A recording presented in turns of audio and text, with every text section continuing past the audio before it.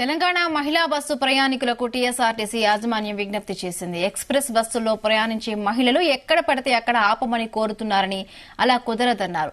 అనుమతించిన బస్టాపుల్లోనే బస్సులు ఆపుతామని, అందుకు ప్రయాణికులు సహకరించాలని టీఎస్ఆర్టీసీ యాజమాన్యం విజ్ఞప్తి చేసింది.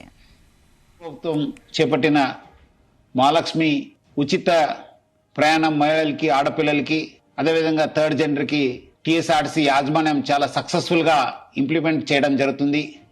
చాలా చోట్ల అనూహ్య స్పందన వచ్చింది. రికార్డ్ స్థాయిలో ప్రయాణికులు మా బస్సులో ప్రయాణం చేయడం జరుగుతుంది.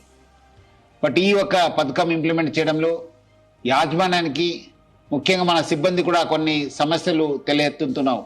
ముఖ్యంగా చాలామంది మహిళలు తక్కువ దూరంకి వెళ్ళే వాళ్ళు కూడా మన ఎక్స్ప్రెస్ బస్సులో ఎక్కి దూర ప్రాంతం వెళ్ళే ప్రయాణికులకి ఇబ్బంది కలిగించే విధంగా ప్రయాణం చేస్తున్నారు. వాళ్ళందరికీ కూడా నా తరఫు నుంచి, యాజమాన్య తరఫు నుంచి కోరుతున్నాను, మీరు తక్కువ దూరంలో వెళ్ళే వాళ్ళైతే వెలుగు బస్సులో ప్రయాణించాలని చెప్పి నేను మరీ కోరుతున్నాను.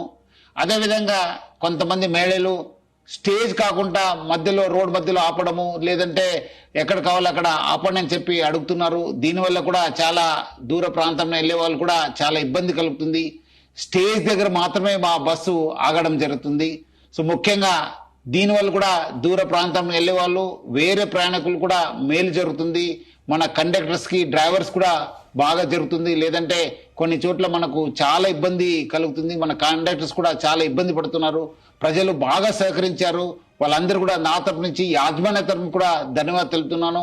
వచ్చే రోజు కూడా ఈ ఒక స్కీమ్ ని ఇంప్లిమెంట్ చేయడానికి మహిళలు, ఆడపిల్లలు, థర్డ్ జెండర్ వాళ్ళందరూ కూడా సహకరించాలని చెప్పి నేను మరి యాజమాన్య తరపు నుంచి అందరు కోరుతూ, మహిళా లోకానికి, ఆడపిల్లలకి, థర్డ్ జెండర్ అందరు కూడా నేను యాజమాన్య తరపు నుంచి కూడా సహకరించేందుకు పేరుగా ధన్యవాదాలు తెలుపుతున్నాను.